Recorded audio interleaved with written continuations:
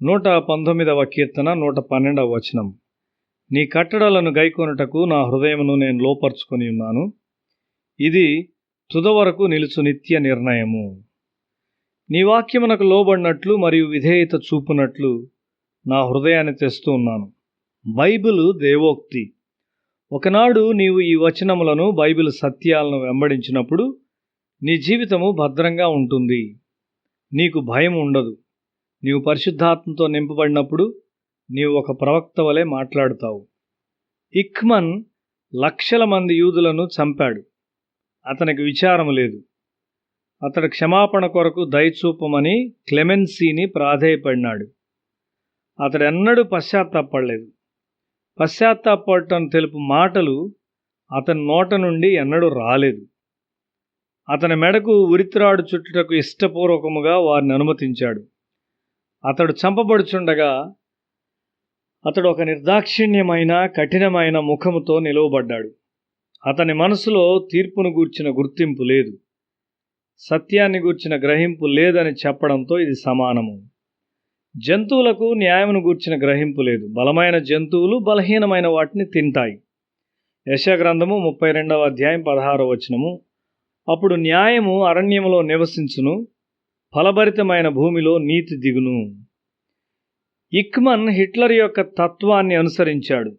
ధనవంతులు పేదవారి మీద జీవిస్తారు. నీతి సంబంధమైన పనులు సమాధానమును తీసుకొని వచ్చును. సహోదరీలు మరియు సహోదరుల మధ్య పోట్లాటలు ఉండవు. వృద్ధాప్యంలో ప్రతివారు నెమ్మదిని, సమాధానమును కోరుకుంటారు. హృదయంలో మొదట నెమ్మది ఉండవలసి ఉన్నది. మానవ హృదయంలో యుద్ధము అనగా పోరాటం ఉన్నదని బైబిల్ చెప్తూ ఉన్నది. అక్కడ సమాధానం ఉన్నట్లయితే అది ఇతరులకు వ్యాపించవలసి ఉన్నది. ఎల్లప్పుడూ సమాధానకరమైన, ఆదరణకరమైన మరియు ప్రేమపూర్వకమైన మాటలు మాట్లాడుము. యెషయా గ్రంథము 32వ అధ్యాయము 18వ వచనము. అయినను అరణ్యము ధ్వంసమగునప్పుడు వడగండ్లు పడును, పట్టణము నిశ్చయముగా కూలిపోవును.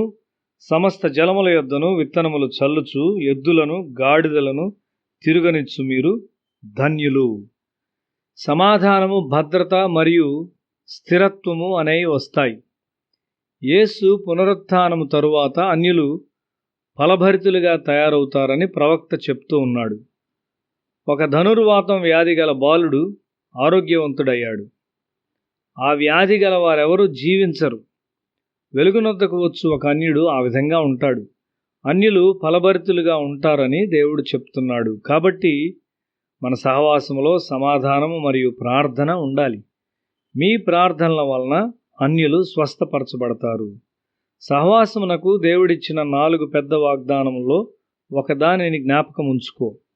నేను దప్పిక గలవాని మీద నీళ్లను, ఎండిన భూమి మీద ప్రవాహ జలములను కుమ్మరించెదను. నీ సంతతి మీద నా ఆత్మను కుమ్మరించెదను. నీకు పుట్టిన వారిని నేను ఆశీర్వదించెదను అని యెషయా గ్రంథము 44వ అధ్యాయము 3వ వచనములో చెప్పబడుతూ ఉన్నది.